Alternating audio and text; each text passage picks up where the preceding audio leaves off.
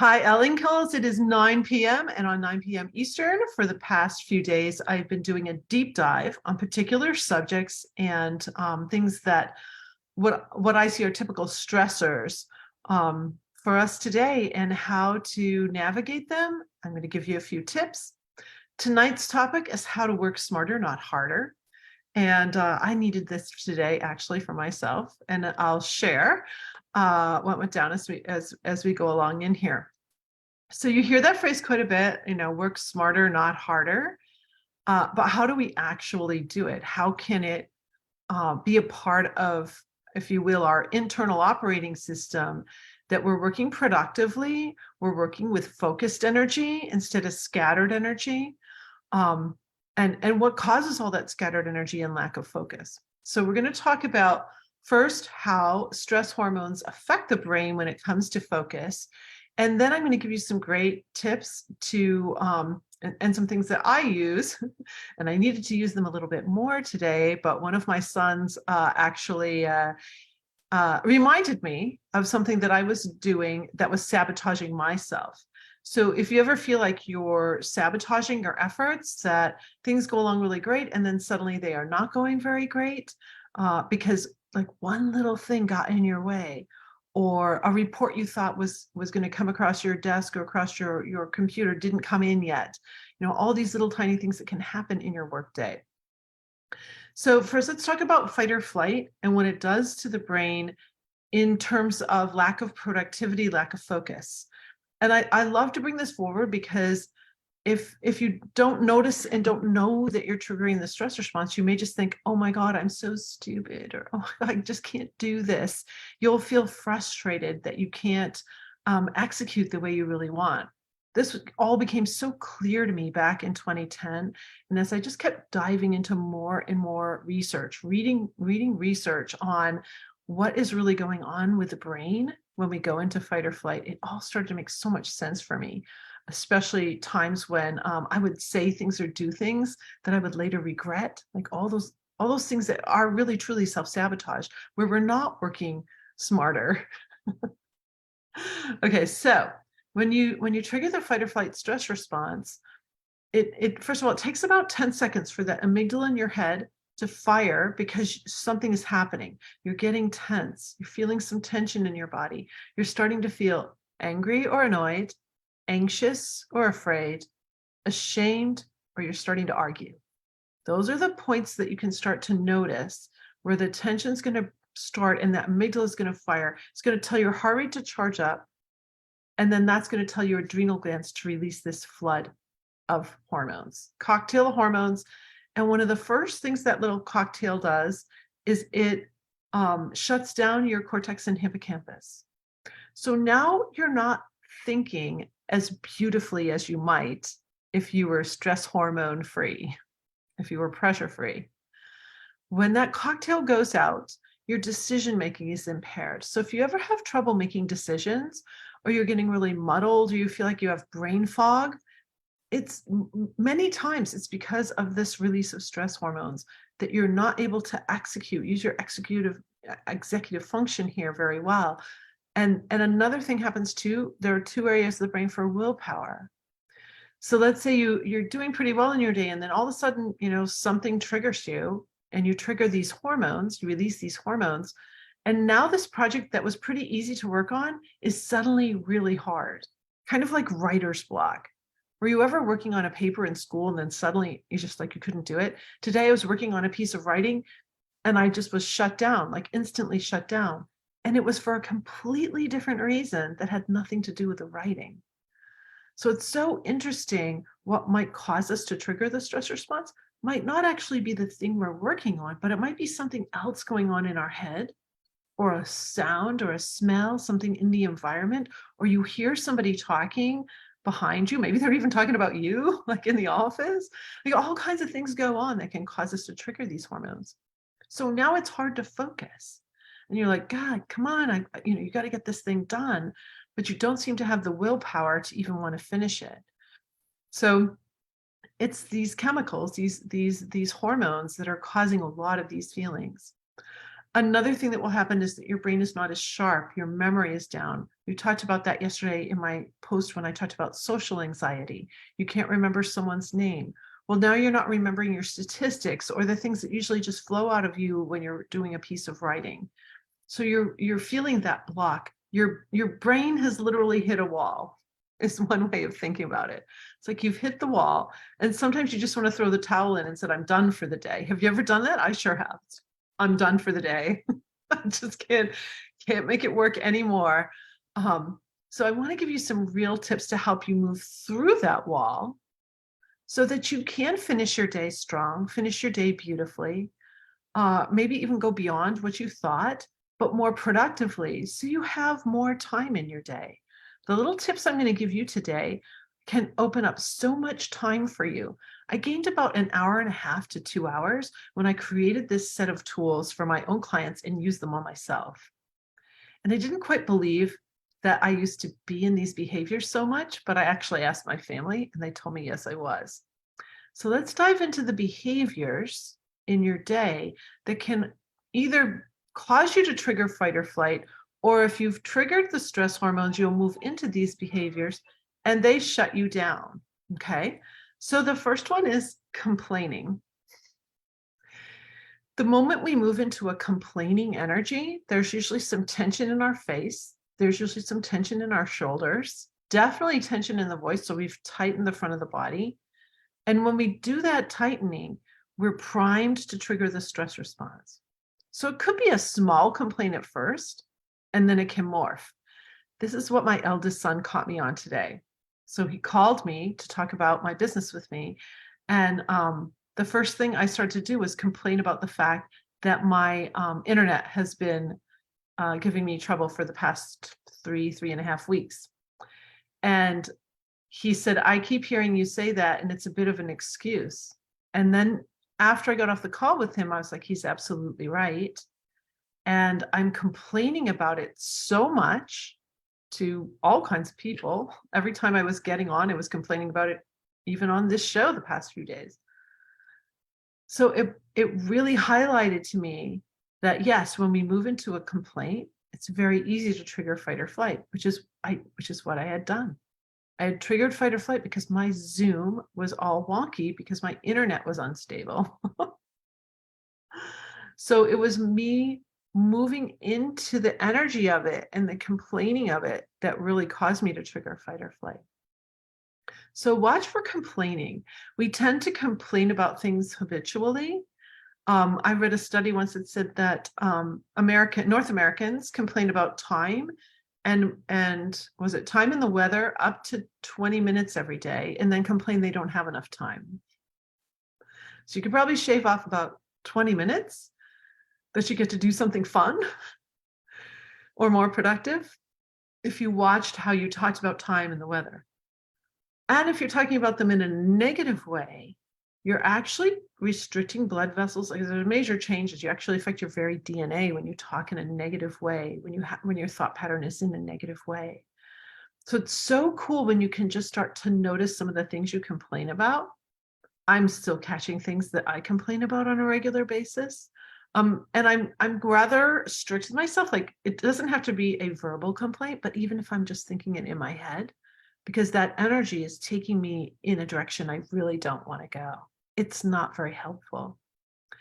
By the way, you're going to feel in your head that you're totally justified and you have every reason to complain about something, especially if it's perhaps something you've asked somebody in the family to do again and again, and you just keep asking again and again and it doesn't get done or something. Like, you're frustrated and you feel like you have every right to complain about this. The justifying and rationalization is a real thing, and your brain is constantly wanting to justify and rationalize things. And I want to ask you to just consider softening that a bit. Like, I would get up on my high horse, as I can hear my father saying. So justifying, rationalizing. If you notice yourself doing it, you've probably moved into a pattern of that, and you're justifying why it's okay for you to complain. But I want you to pause that for a moment, because when you do go into that energy, you just took energy from yourself. You just drained energy from yourself more than anybody else, more than anything else. You're probably also eroding your relationships. I sure do when I go into those complaining moments. So just take a little step back and ask yourself if it's worth it.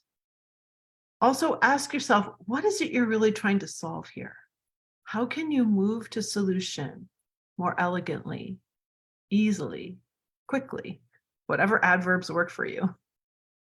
Like, how do you want to be? How do you really want it to be? How do you want to solve this? I want to solve this easily.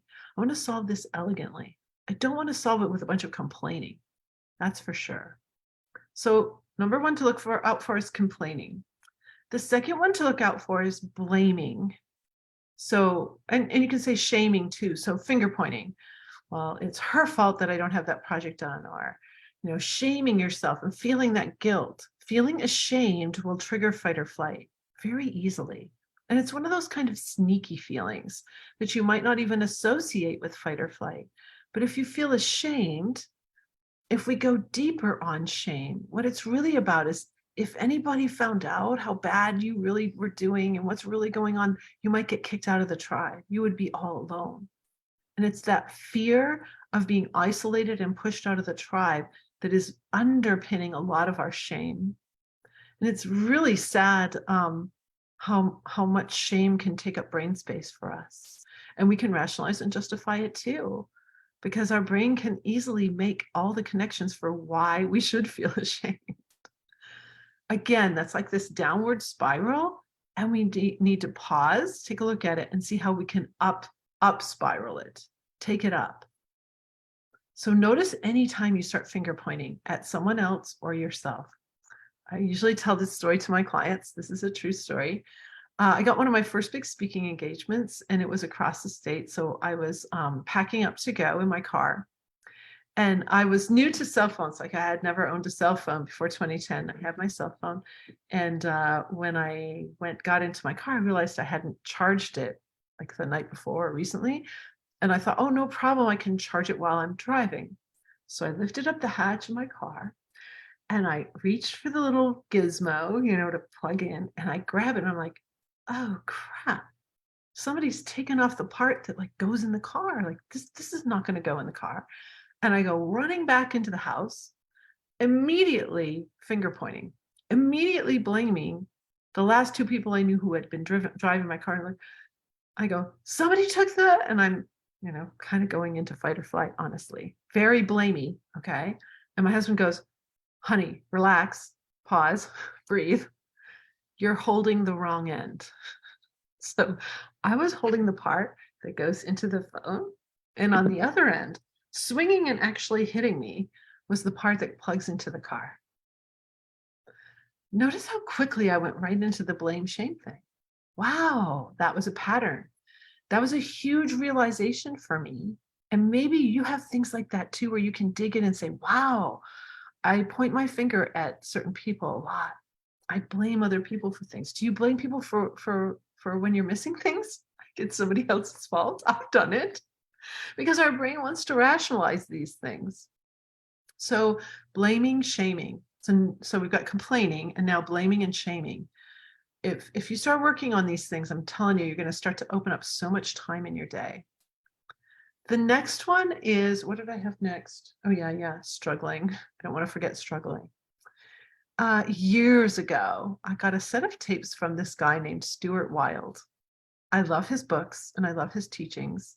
And this is in the 90s that I was listening to Stuart Wilde and really kind of diving deeply into his work. And in the set of tapes came this little tiny book that said, life isn't meant to be a struggle. And I read the book, of course, and I started really thinking about it. And one of the things that I have found is like, we'll be working great, like our effort is going really great. And then all of a sudden the struggle sneaks in and it's, we hit the wall. We're blocked. We hit resistance. That's a big word these days, has been for about 10 years now, like resistance, right? We hit the wall. Our brain hits the wall, maybe our body too. Like, we're exhausted. What is that all about? So I've really pondered this and read research about it and really thought about it. Okay, so our effort's going great. And then there's this moment. Can you start to catch the moment? when you start struggling, when your body gets tight, when your face gets tight, when that struggle starts to happen, again, you've got 10 seconds before you're struggling so much that your heart rate rises up and you release that flood of hormones. What can you do in that 10-second window? This is a real life example for me. In our big old house in Battle Creek, family of 5, we didn't have a dishwasher. I used to joke with my grandmother, who lived to be 100, that I have a kitchen just like hers. It's old fashioned. There's no dishwasher. There's no microwave. We got plenty of dishwashers, right? And so if I'm doing the dishes, I get about 2/3 of the way through and I'm just done. Like, I just don't want to do it anymore. And I used to have horrible eczema, so my eczema hurt. And so I'd get like 2/3 of the way through and I'd just be like, just like so complaining in my head. And when I started to realize I was triggering the stress response every night just doing the dishes, I decided, okay, I'm going to choose to do something else. What can I put in that 10-second window? So I might I had a little radio thing right there, a little stereo hooked right up by my sink. I might put some music on. The Chicago Symphony broadcasts that night. Or I might put on a tape of somebody that I like to listen to, one of my gurus, or dance music. I would start dancing around my kitchen. That was very fun. Get this, some nights I actually asked for help. Wow, there's other people in the house. Maybe someone else could finish it tonight. Some nights, especially if I had symphony rehearsal or something, I would say, I would ask somebody else to do the dishes instead of me. So there's options, but when you're in fight or flight, it can feel like you have no options. And that's why there's real struggling. We're not resourceful when we're in the fight or flight stress response. All we want to do is fight or run away. We're not using our rational brain to solve the problem. We're using our reactive brain, our croc brain, the inner part of our brain, to fight or run away or freeze. But we're not using our full brain. So we're not very resourceful in that way. You might pick up a stick. That's a reaction kind of thing. But if you can catch that 10-second window and ask yourself, well, how can I get resourceful here? How can I protect myself from struggling? How can I finish this project easily? I love that one. How can I finish this project easily? When you can ask those kind of questions, your brain gets super resourceful. You might ask for help. You might look for something online. There's a myriad of things that might start to bubble up inside you when you ask powerful questions like that. And the real secret to these questions is to not push the answer or force the answer. If you ever read the book Power versus Force, or delve into force versus true empowerment, which is what I love to teach my clients, when you're fully empowered from the inside, you don't have to force anything. You don't have to force. You are empowered. And that's what starts to happen when you let go of complaining, blaming, shaming, and struggling. You really let go of them. When I started to practice this and really dive into it in 2010, a few months had gone by. I'd already received the miracle of pressure free, with my hands clearing, my breasts changing, my face clearing, all kinds of little things happening for me. But then there was the mental things started happening. I was able to memorize music really in minutes that used to take me months, with less doubt. Do you ever notice how the doubt will creep in, that self-sabotage doubt? But you're never going to be able to play this on stage, or you're never going to know this whole piece, or all these little doubts come in.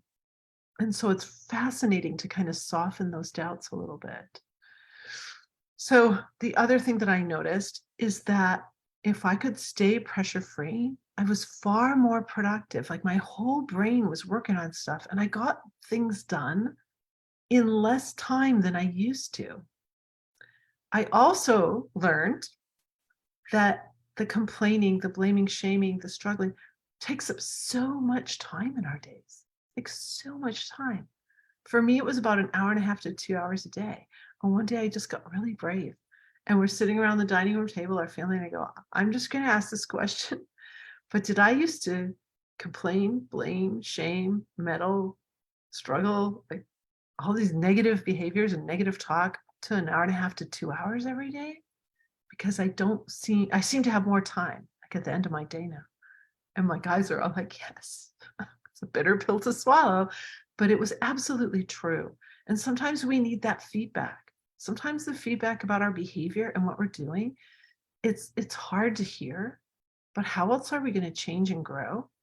And I had already kind of made a lot of the change. I mean, I still have my moments. I'm human. I had some very human moments today with some things that happened, some very human moments. And we have those. But if you can start just a little bit to crack into this, you're going to start to work smarter, not harder, because harder is force and tension, and smarter is flow. And when you're truly pressure free and you haven't released the stress hormones from the time you first woken up in the morning, like you will get to work and you will have so much more brain power. Sometimes my clients are like, they can't even believe how much more brain power they have, how much more bandwidth they have to do more in their day. One of my clients said she told this to our whole certification group. She goes, my group coaching program. She's like, I gained 3 hours in my day. 3 hours is a lot of time to now have in your day. And she was getting a good night's sleep. Because if you trigger the stress response, you can't get a really good night's sleep. So now you're irritable, you're fatigued, you're irritable, and now the behaviors just keep this downward spiral going for you. Do you see how it becomes so habituated in you to argue, to complain, to blame, to shame, to struggle, and you keep releasing the hormones, and so it's like you're just locked in. You don't need to be locked in anymore. I'm here to help you. I have helped hundreds of private clients and thousands of people in group just start to get a little traction and start to understand what's really causing them to go into fight or flight. And that is the secret. And amazing things start to happen for people because every cell of your body responds, your very DNA responds to the fight or flight stress response. You actually create a very acid body. You wear down the telomeres of your chromosomes and you age. You age fast. And it's because these stress hormones that have just one purpose, so you can fight or run away, mess with every single one of your body's processes. And when I talked about chronic inflammation, was that yesterday? How many days ago was that? I could actually peek right here and see. When did I talk about inflammation? It was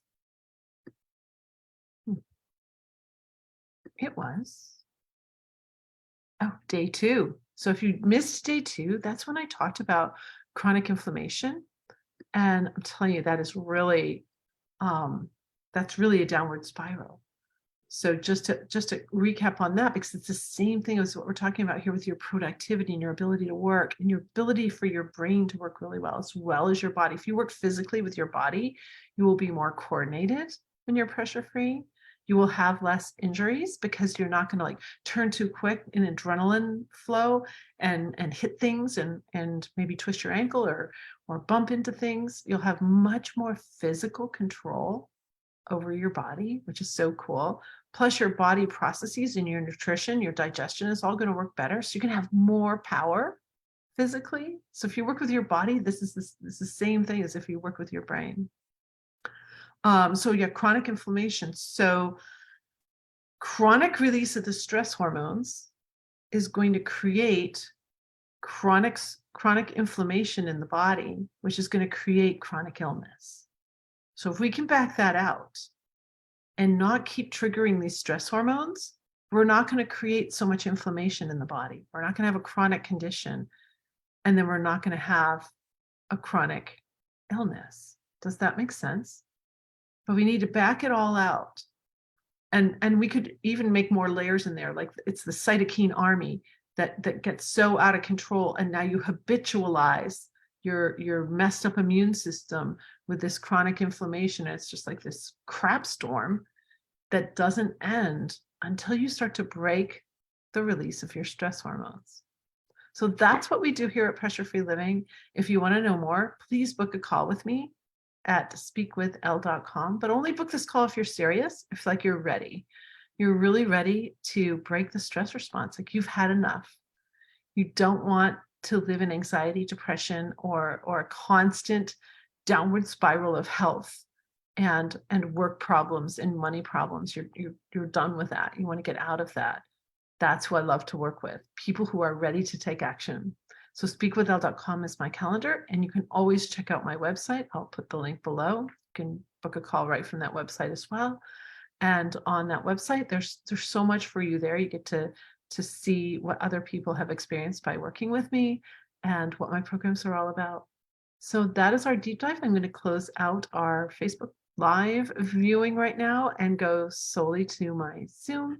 And I'm just wishing you a great pressure-free evening, or whenever you're watching this. And by the way, if you're catching the replay, I'm so glad you stuck with it all the way through. It's really great to get super productive. It feels good, and life is just so much better when you're on point. And in the flow, on point, in the zone, those are the words that we use here to describe how you get to live when you're not triggering those stress hormones. So have a great pressure-free night. Bye.